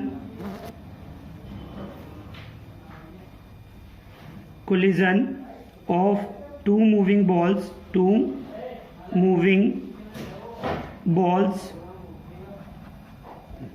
and law of conservation of momentum, ठीक है बच्चों। तो इसको हम यहां से इस तरीके से प्रूफ करके दिखाएंगे आपको। कोलिजन का मतलब होता है बच्चों टकराना, क्या होता है बच्चों, टकराना, ठीक है बच्चों। तो यहां पर हम सबसे पहले क्या करने वाले हैं, देखिए बेटा यहां पर हमारे पास में 2 बॉल्स हैं, ठीक है, इसका हम प्रूफ करेंगे यहां से। प्रूफ में देखिए बच्चों, सबसे पहले हमारे पास में ये 2 बॉल्स हैं, ये देखिए बेटा, ये हमारे पास 2 बॉल्स जिनका मास है m1, इसका मास है बच्चों m2, ठीक है, ये बॉल A है आपकी और ये बॉल B है, ठीक है बच्चों। ये बॉल जो A है वो u1 वेलोसिटी से मूव कर रही है और सेकंड बॉल है वो आपकी u2 वेलोसिटी से मूव कर रही है, ठीक है बच्चों। ये आपका कंडीशन कौन सा है, बिफोर कोलिजन का है, कौन सा है बच्चों, ये आपका हो जाएगा बिफोर कोलिजन, यानी जब ये बॉल आपस में नहीं टकराई थी। लेकिन यहां पर बच्चों एक कंडीशन आपको दे रखी है, u1 is greater than u2, यानी जो आपकी बॉल 1 है उसकी वेलोसिटी ज्यादा है, उसकी स्पीड ज्यादा है बच्चों मूव करने की, देन बॉल B से। बॉल B की वेलोसिटी कितनी है बच्चों, स्पीड कितनी है बच्चों, u2 है। बॉल 1 A की स्पीड कितनी है बच्चों, यहाँ पर आपको u1 बताई है। तो बच्चों आप यहाँ पर देख सकते हैं कि आपको जो स्पीड बताई है यहाँ पर u1 is greater than u2 बताई है। क्लियर स्टूडेंट्स, नेक्स्ट आप डायग्राम देखेंगे इसमें कि जब ये बॉल आपस में जो है, ये बॉल आपस में टकरा जाएंगे, ठीक है। तो आप देख रहे हैं यहाँ पर एक बॉल हमारे पास में, ये बॉल A है, ठीक है, और ये बॉल B है, ठीक है बच्चों, ये बॉल आपकी B है, ठीक है। जैसे कि मैंने आपको बॉल 1 में आपको दिखाया था, बॉल स्मॉल दिखाई थी, बट यहाँ पर मास भी आपका ग्रेटर होता है जिसकी वजह से वेलोसिटी भी आपकी ज्यादा होगी, ठीक है बच्चों। ये A और B है, ये क्या हो जाएगा बच्चों, जो बॉल A है ये बॉल B पर फोर्स लगाएगी, तो बच्चों कितना फोर्स लगाएंगे, ध्यान से देखें इसे, ठीक है, फोर्स A B, यानी बॉल A B पर फोर्स लगा रही है, ठीक है बच्चों। अब बॉल B जो है वो भी किस पर फोर्स लगाएगी, A पर फोर्स लगाएगी, तो इसे हम क्या लिखेंगे बच्चों, इसे हम लिखेंगे फोर्स BA, यानी जो बॉल B है वो A पर फोर्स लगाएगी, ठीक है बच्चों। This is the condition for, कौन सी कंडीशन हो जाएगी बच्चों, एट कोलिजन, ठीक है बच्चों। ये कोलिजन के टाइम पर, हमारी कोलिजन का मतलब होता है बॉल का आपस में टकराना, ठीक है बच्चों। तो ये डायग्राम 1 हो गया बच्चों आपका, ये डायग्राम आपका डायग्राम नंबर 2 हो गया बच्चों। अब डायग्राम नंबर 3 में जब हम देखेंगे, जब ये बॉल आपस में टकराएंगे और u1 की वेलोसिटी ज्यादा है, ठीक है, तो ये टकराने के बाद आपस में सेपरेट हो जाएंगे, आपस से क्या हो जाएंगे बच्चों, सेपरेट। तो फाइनल वेलोसिटी हो जाएगी A बॉल की आपकी v1, मास इसका था कितना बच्चों m1, एंड जो बॉल B2 है उसकी वेलोसिटी हो जाएगी बच्चों v2, ठीक है, इसका मास कितना था बच्चों m2। क्लियर है स्टूडेंट्स, तो ये हो जाएगा आपका आफ्टर कोलिजन, क्या आ जाएगा ये, आफ्टर कोलिजन, ठीक है बच्चों। तो ये आपका डायग्राम था बच्चों, इसमें इस डायग्राम से हम जो है इसको प्रूफ करेंगे। क्लियर है स्टूडेंट्स, ठीक है। तो हम इसे कैसे प्रूफ करेंगे यहाँ पर हम देखेंगे बच्चों इसे, ठीक है, कैसे प्रूफ करेंगे। सबसे पहले हमें क्या करना है, मोमेंटम निकालेंगे। क्या निकालेंगे बच्चों, मोमेंटम, ठीक है, momentum of ball 1 and momentum of ball 2। फिर हम निकालेंगे यहाँ पर चेंज इन मोमेंटम, ठीक है। तो इसे हम अप्लाई करेंगे, देखिए बच्चों कैसे निकालेंगे। यहाँ पर स्टेप वन में आप लिखेंगे यहाँ पर initial momentum of ball A, initial momentum ball A। तो बॉल A के लिए इनिशियल मोमेंटम कितना हो जाएगा बच्चों, m1 v1। तो बच्चों मैंने मोमेंटम आपको पहले पढ़ाया था बच्चों, मैंने P is equal to mv, ध्यान आ रहा है बच्चों, मैंने पिछली वीडियो में आपको पढ़ाया था ये। जिन बच्चों ने पिछली वीडियो नहीं देखी है वो उन्हें देखें। तो बच्चों यहाँ पर देखिए फाइनल मोमेंटम कितना हो जाएगा, फाइनल मोमेंटम। तो बॉल ए का फाइनल मोमेंटम इस वेलोसिटी कितनी हो गई बच्चों, v1। तो यहाँ पर आ जाएगा बॉल ए के लिए, आप देखेंगे यहाँ पर, ठीक है। तो यहाँ पर आएगा इनिशियल मोमेंटम m1 u1। तो बेटा क्या क्या लिखेंगे यहाँ पर, m1 u1 लिखेंगे और ये हो जाएगा m1 v1। क्लियर है बच्चों, ठीक है, क्योंकि इनिशियल वेलोसिटी क्या थी आपकी u1 थी एंड फाइनल क्या हो गई बच्चों आपकी v1 हो गई। क्लियर है बच्चों, ठीक है। अब हम यहाँ से क्या निकालेंगे बच्चों, चेंज इन मोमेंटम। क्या निकालेंगे, change in momentum. Change in momentum, change in momentum कितना आ जाएगा बच्चों, चेंज इन मोमेंटम आ जाएगा आपका फाइनल माइनस इनिशियल। तो m1 v1 minus m2 m1 v1 minus m1 u1 m1 u1। Clear है बच्चों, ध्यान से देखिए, ठीक है। चेंज इन मोमेंटम आ जाएगा। अब हम यहाँ पर अप्लाई करेंगे बच्चों सेकंड लॉ ऑफ मोशन। क्या होता है बच्चों सेकंड लॉ ऑफ मोशन, बताएं, ठीक है। On applying second law of motion, second law of motion. Second law of motion बच्चों आपने क्या पढ़ा था, rate of change of momentum is equal to applied external force. ठीक है बच्चों, तो आप यहां से देखेंगे कि जो बॉल ए है, ठीक है, बॉल ए पर जो है कितना फोर्स लगा रहे हैं, यहाँ पर हम इसे कैसे पढ़ेंगे बच्चों, इसे देखें, ठीक है। बॉल ए एग्जर्ट ऑन क्या नाम है, बॉल बी पर जो फोर्स अप्लाई कर रही है, ठीक है। तो बॉल ए पर कितना फोर्स अप्लाई हो रहा है बच्चों, बॉल ए पर फोर्स अप्लाई हो रहा है बी ए। कितना फोर्स अप्लाई हो रहा है बॉल ए पर, बॉल ए पर फोर्स कितना अप्लाई हो रहा है बच्चों, बी ए। बॉल बी पर कितना अप्लाई हो रहा है बच्चों, ए बी पर अप्लाई कर रहा है ए बी। ठीक है बच्चों, तो यहां पर हमारा क्या आ जाएगा, फोर्स बी ए, ठीक है। यानी जो बी है वो ए पर जो फोर्स लगा रही है, क्योंकि हम ए के लिए निकाल रहे हैं बच्चों, तो यहाँ क्या आ जाएगा हमारा m1 v1 minus m1 u1 upon में t। तो बेटा रेट ये क्या था, rate of change of momentum is equal to applied force. Clear है स्टूडेंट्स, ये आपकी इक्वेशन नंबर 1 आ जाएगी। सभी बच्चे ध्यान से देखें, ठीक है। इसी तरीके से हम सिमिलरली कर लेंगे यहाँ पर, सिमिलरली, ठीक है, फॉर बॉल बी के लिए। किसके लिए बेटा, फॉर बॉल बी के लिए। फॉर बॉल बी के लिए जाएंगे तो फोर्स कितना हो जाएगा बच्चों, फोर्स ए बी। कितना हो जाएगा बच्चों, फोर्स ए बी। तो फोर्स ए बी होने के बाद आप क्या देखेंगे बेटा, यहाँ पर फोर्स ए बी हो जाएगा तो ये कितना बन जाएगा, ये यहाँ पर फाइनल मोमेंटम कितना होगा बॉल बी का, m2 v2। इनिशियल मोमेंटम कितना था इसका, m2 u2 हो जाएगा बच्चों, डिवाइड बाय t। तो this is your second equation बन जाएगी बच्चों आपकी। समझ में आ रहा है बेटा सभी को, ये नोट करिए सभी। तो बच्चों हमारी इक्वेशन फर्स्ट और सेकंड बनने के बाद हम क्या अप्लाई करेंगे यहाँ पर, देखिए हम अप्लाई करेंगे यहाँ पर स्टेप 2 की तरफ आएंगे। स्टेप 2 में हम क्या अप्लाई करने वाले हैं बेटा, देखें, by third law of motion, by third law of motion. तो थर्ड लॉ ऑफ मोशन क्या है बच्चों, third law of motion, every action have an equal and opposite reaction बच्चों। तो ये फोर्स आपस में क्या हो जाएंगे बच्चों, equal and opposite. F A B is equal to minus का एफ बी ए। क्लियर है बच्चों, ठीक है। जैसे कि मैंने ये एक्शन फोर्स हो गया, तो रिएक्शन फोर्स क्या होगा आपका, अपोजिट होगा, नेगेटिव होगा। क्लियर है बच्चों, तो यहाँ पर एफ ए बी की वैल्यू रखेंगे हम। एफ ए बी की वैल्यू हमने क्या निकाली थी बच्चों, अभी आपने एफ ए बी की वैल्यू निकाली थी आपने m2 v2 minus m2 u2 upon में t is equal to minus, bracket में रखेंगे यहाँ पर हम इसे, ठीक है, m1 v1 minus m1 u1 upon में कितना था बच्चों, t। ठीक है बच्चों, तो यहाँ से आप देख रहे हैं बच्चों t से t कैंसिल आउट हो रहा है। सबसे पहले तो t को आप कैंसिल आउट करेंगे, फिर आप इसके बाद में ब्रैकेट को ओपन करेंगे, ठीक है। m2 v2 minus m2 u2 is equal to minus का m1 v1 minus minus plus हो जाएगा बच्चों m1 u1। क्लियर है स्टूडेंट्स, अब ये v1 जो फाइनल वेलोसिटीज है उनको एक तरफ कर लीजिए बच्चों, कितना आ जाएगा m2 v2 plus m1 v1 is equal to m1 u1 plus m2 u2। ठीक है बच्चों, ये इधर आके क्वांटिटी कैसे हो जाएगी, प्लस की हो जाएगी बच्चों, ठीक है। तो इसको हम सीधे भी लिख सकते हैं, इसे कैसे लिखेंगे बच्चों, m1 v1 plus m2 v2 is equal to m1 u1 plus m2 u2। Clear है स्टूडेंट्स, तो ये आपका बच्चों प्रूफ हो जाता है, किसका प्रूफ हो जाता है बच्चों, कंजर्वेशन ऑफ मोमेंटम का। ठीक है, तो बच्चों हम इसे कैसे नोट करेंगे यहाँ पर, total momentum after collision, total momentum after collision is equal to total momentum before collision. Okay students, यानी इनिशियल आपकी जो इनिशियल वेलोसिटीज के साथ में जो भी कोलिजन था आपका is equal to total momentum after collision आपका हो जाता है।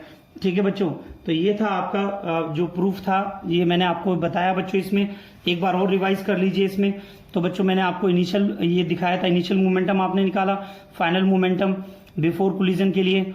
ठीक है, फाइनल मोमेंटम कितना हो जाएगा फॉर बॉल 1 के लिए आपका m1v1, बिफोर के लिए क्या हो जाएगा m1u1। चेंज इन मोमेंटम लगाया बच्चों हमने, फिर हमने क्या अप्लाई किया, सेकंड लॉ ऑफ मोशन। ठीक है, rate of change of momentum is equal to applied force. इसी तरीके से सिमिलरली बॉल बी के लिए किया बच्चों हमने। फिर इसके बाद हमने क्या अप्लाई किया बच्चों, थर्ड लॉ के बाद में हमने momentum after collision is equal to momentum before collision हमने किया। ओके स्टूडेंट्स, तो इस तरीके से आपका ये जो लॉ है वो आपका कंप्लीट हो जाता है। ओके स्टूडेंट्स, यहाँ पर कुछ एप्लीकेशंस आप यहाँ पर बता सकते हैं, इनकी एप्लीकेशंस क्या होती हैं। तो ये देखिए बेटा, इसमें तो सभी बच्चे देखेंगे यहाँ पर। ठीक है, एप्लीकेशन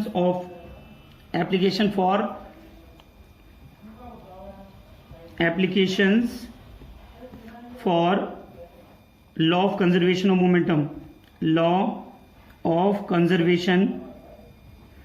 कंजर्वेशन ऑफ मोमेंटम। तो बच्चों ये किस तरीके से आपका यूज होता है इसके बारे में हम आपको समझा रहे हैं यहाँ पर। ठीक है, ध्यान से देखें इसमें इसकी क्या क्या एप्लीकेशंस हैं, कहाँ कहाँ पर इसे हम अप्लाई कर सकते हैं डेली बेस में। तो नंबर फर्स्ट बेटा हम यहाँ पे नोट करेंगे, आपके सामने हम बता रहे हैं, recoil velocity of gun, recoil velocity of gun, velocity of gun. तो बच्चों जैसे कि मैंने आपको थर्ड लॉ में भी आपको ये बताया था मैंने रिकॉइल के लिए, तो बेटा आप इसमें क्या देखेंगे, final momentum of bullet and gun is equal to initial momentum of the gun and bullet. ठीक है बच्चों, यानी आप इसमें जो है दोनों मोमेंटम को आप क्या रखेंगे, इसमें इक्वल रखेंगे। क्या रखेंगे बच्चों, इसमें इक्वल रखेंगे। तो रिकॉइल वेलोसिटी ऑफ गन में हम इसको यूज करते हैं बच्चों। नेक्स्ट आप देखेंगे प्रोपल्सन ऑफ रॉकेट,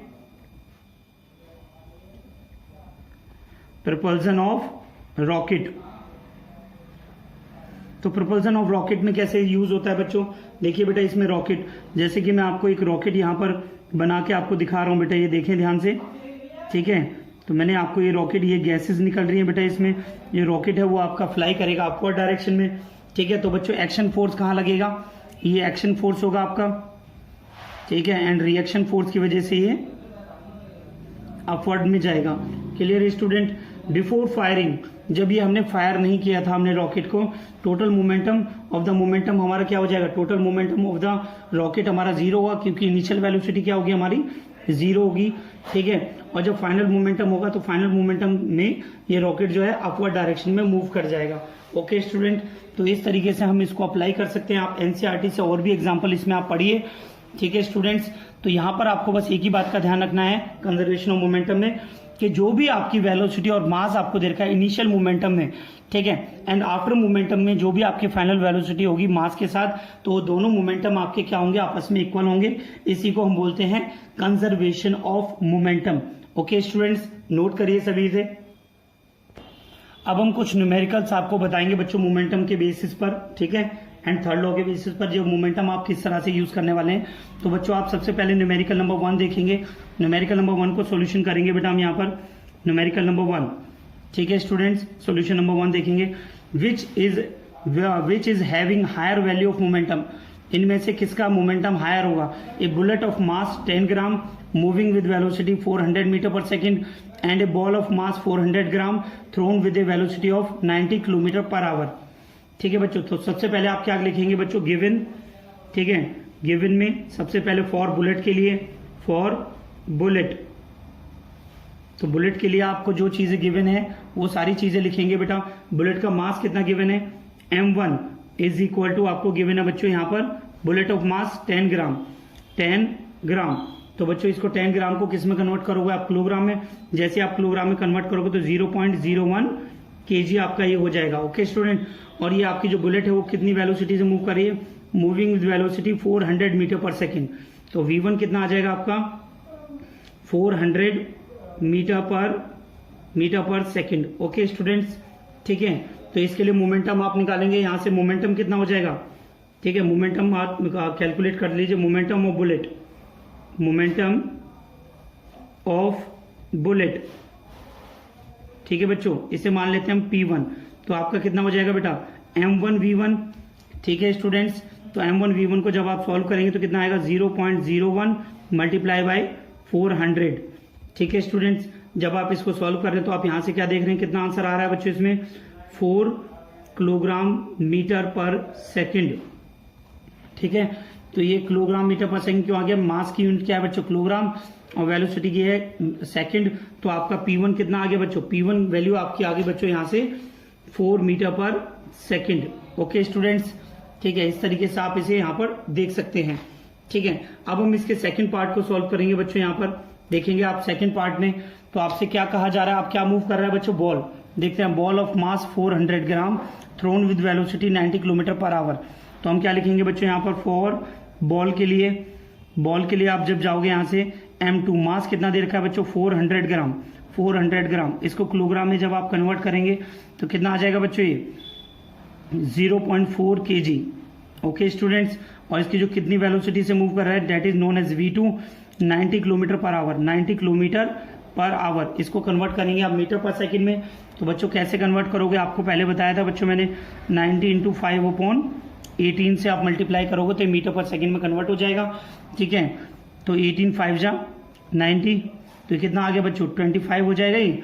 तो ये v2 इज इक्वल टू कितना आ गया 25 metre per second. Okay students, तो अब हम यहां से क्या निकालेंगे, मोमेंटम ऑफ बॉल। तो मोमेंटम ऑफ बॉल आप मान लेते हैं बच्चों यहाँ से P2 है। तो P2 की वैल्यू कितनी हो जाएगी बच्चों m2 v2, ठीक है। तो P2 is equal to m2 की वैल्यू कितनी है 0.4 मल्टीप्लाई बाय v2 कितना है आपका 25। तो बच्चों ये कितना आंसर आ रहा है बेटा, आप यहाँ से देखें तो आपका ये हो जाएगा 25 4 जा कितना होता है बेटा 100। तो पॉइंट लगा हुआ है बच्चों इसमें। तो ये कितना आ जाएगा बच्चों यहाँ से P2 is equal to 10 kilogram metre per second. तो आप यहां से देख सकते हैं बेटा P2 आपके पास क्या आ गया। तो यहां से आपको किसका मोमेंटम ग्रेटर लग रहा है बच्चों, मोमेंटम ऑफ बॉल आपका ग्रेटर है देन इससे। तो आप यहां पे क्लिक क्या लिखेंगे, hence P2 is greater than P1, ठीक है। तो आप क्या लिखेंगे, momentum of ball is greater than momentum of bullet. Okay student, तो इस तरीके से आपका ये क्वेश्चन क्लियर हो जाता है। तो आपसे यही पूछा गया था which is having higher value of momentum. तो किसकी हायर वैल्यू निकल के आई बच्चों, यहाँ से बॉल की। मोमेंटम में आपको जो है इसकी वैल्यू आपको ग्रेटर आई है। क्लियर स्टूडेंट, तो उम्मीद करता हूँ बेटा सभी को ये समझ में आ गया होगा, ठीक है। तो नेक्स्ट क्वेश्चन को हम सॉल्व करेंगे। देखिए बेटा, नोट कर लीजिए पहले से। देखिए बेटा, क्वेश्चन नंबर 2 में आपको क्या दिया है बच्चों यहाँ पर, which would require a greater force. किसका ग्रेटर फोर्स होगा, एक्सेलरेटिंग ए 2 kg मास। एक मास है आपका 2 kg मास आपको गिवन है eight 5 metre per second and 4 kg मास आपका 2 मीटर पर सेकेंड स्क्वायर से आपका मूव कर रहा है। ओके स्टूडेंट, तो सबसे पहले आपको क्या लिखना है बच्चों, गिवन में क्या आ जाएगा, ठीक है। फॉर द फर्स्ट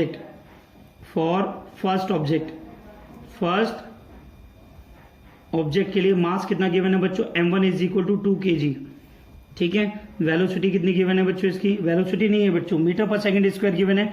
तो एक्सेलरेशन गिवन है, क्या है बच्चों, एक्सेलरेशन 5 मीटर पर सेकंड का स्क्वायर। ओके स्टूडेंट्स, ठीक है। तो आप यहाँ से फोर्स के लिए आपने फॉर्मूला पढ़ा था बच्चों सेकंड लॉ ऑफ मोशन से। क्या होता है बच्चों, फोर्स आपने पढ़ा था सेकंड लॉ ऑफ मोशन में F is equal to ma। तो इसे हम लेट कर लेते हैं, F1 is equal to m1 a1, m1 a1, इसको आप a1 मान लीजिए। तो f1 इज इक्वल टू आपका कितना हो जाएगा 2 इंटू 5, तो बच्चों कितना आ गया आपका 10 Newton. Newton is the unit of force, तो आपका कितना हो गया 10 न्यूटन आपका ये फोर्स आ गया। ओके स्टूडेंट्स, इसी तरीके से आप सेकंड के लिए लिखेंगे for second object, for second object. तो सेकंड ऑब्जेक्ट के लिए क्या देखेंगे बच्चों, यहां से आप देखेंगे F2 इज इक्वल टू कितना हो जाएगा M2 A2। क्लियर है बच्चों, यही होगा। और आपको इसमें M2 कितना गिवन है, M2 आपको गिवन है 4 kg मास है, M2 is equal to 4 kg। And आपको एक्सेलरेशन कितना गिवन है 2 मीटर पर सेकेंड का स्क्वायर। तो आप यहां से F2 निकालेंगे बच्चों, कितना आ जाएगा 4 इंटू A2 की वैल्यू कितनी है 2, तो ये कितना हो जाएगा F2 इज इक्वल टू आपका आ जाएगा F2 इज इक्वल टू कितना हो जाएगा बेटा 8 न्यूटन। कितना हो गया बेटा 8 न्यूटन। तो by equation first and second से आपको साफ दिखाई दे रहा होगा बेटा किसका फोर्स आपका ग्रेटर आ रहा है। तो आपका फर्स्ट का जो आपका ग्रेटर आ रहा है बच्चों, आप देख सकते हैं 10, ठीक है 10 न्यूटन आपको दिखाई दे रहा है। तो आप यहाँ पे क्या लिखेंगे, hence F1 is greater than F2। F1 जो है आपका ग्रेटर है, ठीक है। तो आप क्या लिखेंगे, a greater force is required, a greater force is required to accelerate 2 kg mass at 5 metre per second का स्क्वायर। तो बच्चों आपको जो है फर्स्ट कंडीशन में जो a greater force is required to accelerate 2 kg mass at 5 metre per second square. तो बच्चों इससे आप देख सकते हैं कि जो फर्स्ट कंडीशन है, इस कंडीशन में आपका फोर्स ग्रेटर आ रहा है। तो बच्चों ये सभी बच्चों को ये समझ में आ गया होगा, ये उम्मीद करते हैं बेटा। ये इसी तरीके से आपको जो है एनसीईआरटी की बुक में न्यूमेरिकल्स आपको दिए गए हैं बच्चों। तो ये इस तरीके से आप फॉर्मूले को आप अंडरलाइन करेंगे और आंसर को आप बॉक्स में रखेंगे बच्चों। तो ऐसे आप सॉल्व करेंगे इन्हें, ठीक है। तो सभी बच्चे नोट कर लीजिए बेटा इसे। तो नेक्स्ट क्वेश्चन देखेंगे बच्चों, यहाँ पर ये क्वेश्चन आपका मैंने बच्चों एनसीईआरटी से लिया है बच्चों। एनसीईआरटी से इस क्वेश्चन को हम दिखा रहे हैं। सबसे पहले आपको क्या करना है, क्वेश्चन को आप ध्यान से पढ़ें और गिवन डेट लिखें। सारी अगर वैल्यूज को अगर आप गिवन से लिख लेते हैं तो क्वेश्चन आपका बहुत ईजी हो जाता है बच्चों सॉल्व करने के लिए। चलिए बच्चों देखते हैं इस क्वेश्चन को कैसे करना है, ठीक है। तो सबसे पहले इस सोल्यूशन नंबर 3 है, a truck start from rest. जो ट्रक है वो आपका रेस्ट से स्टार्ट कर रहा है and rolls down a hill with constant acceleration. और वो एक पहाड़ी से नीचे आ रहा है बच्चों, कांस्टेंट एक्सेलरेशन। एक्सेलरेशन आपको क्या दिया है बच्चों, कांस्टेंट दिया हुआ है, ठीक है बच्चों। It travels a distance of 400 metre. Distance आपको कितनी गिवन है 400 मीटर। टाइम कितना गिवन है 20 सेकेंड।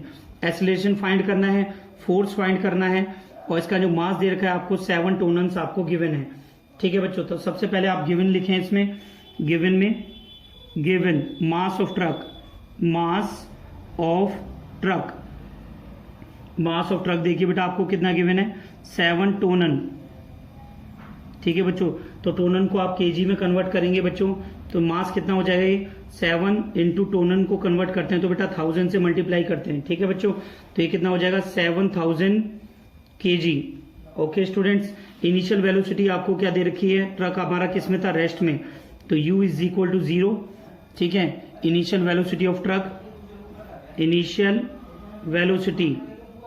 वेलोसिटी ठीक है आपको कितनी गिवन है u इज इक्वल टू 0, और rolls down with constant acceleration आपको गिवन है, ठीक है। डिस्टेंस आपको गिवन है, distance covered by the truck, distance covered by truck कितना गिवन है बच्चों, s is equal to 400 metre. Okay students, ठीक है। तो आपको एक्सेलरेशन निकालना है, तो बच्चों इसमें आपको जो है s दे रखा है, u दे रखा है और m दे रखा है, ठीक है बच्चों। और आपको इसमें टाइम गिवन है, टाइम कितना गिवन है बच्चों, time t is equal to 20 second आपको गिवन है। तो आप अप्लाई करेंगे यहाँ पर by second equation of motion से, जिससे अप्लाई करेंगे बेटा, क्योंकि आपको s गिवन है इसमें और टाइम भी गिवन है, ये केवल सेकंड में आता है, by second equation of motion. तो सेकंड इक्वेशन ऑफ मोशन क्या बताया था बच्चों हमने आपको, s is equal to ut plus half at²। Okay students, तो सारी वैल्यूज को आप यहाँ पर अप्लाई करेंगे, ठीक है। s आपको कितना गिवन है 400 ठीक है बच्चों। u कितना गिवन है 0, t कितना गिवन है 20 प्लस हाफ, a आपको फाइंड करना है, t आपको कितना गिवन है इसमें 20 सेकेंड। ठीक है बच्चों, तो a t स्क्वायर। ठीक है बच्चों, तो यहाँ से आप देख रहे हैं ये तो 0 हो जाएगा बच्चों। ये कितना आ गया आपका 400 is equal to half into a। ये कितना हो जाएगा बच्चों आपका 20 का स्क्वायर कितना हो जाएगा, यहाँ से बताएं 20 का स्क्वायर बताओ कितना हो जाएगा बच्चों 400 हो जाएगा। ठीक है, अभी आप 2 से इसे कैंसिल आउट करोगे तो कितना आएगा बच्चों 200 हो जाएगा। तो यहाँ से जब आप a फाइंड करेंगे तो कितना आ गया बच्चों 400 अपॉन में 200, 400 अपॉन में 200 जब आप इसे सॉल्व करेंगे तो आपका कितना आ गया 2 मीटर पर सेकेंड का स्क्वायर। ओके स्टूडेंट, तो ये तो आ गया बच्चों आपका एक्सेलरेशन। एक्सेलरेशन कितना आ गया a is equal to 2 metre per second का स्क्वायर। इसको आप बॉक्स में रख लीजिए, ये आंसर है बच्चों आपका। ठीक है, अब आप यहाँ से अप्लाई करेंगे। ये आपका फर्स्ट पॉइंट था सॉल्व करने के लिए, एंड सेकंड पॉइंट में आपको क्या निकालना है, फोर्स निकालना है। Find force action. ठीक है, फाइंड फोर्स एक्टिंग, नॉट बेटा एक्शन,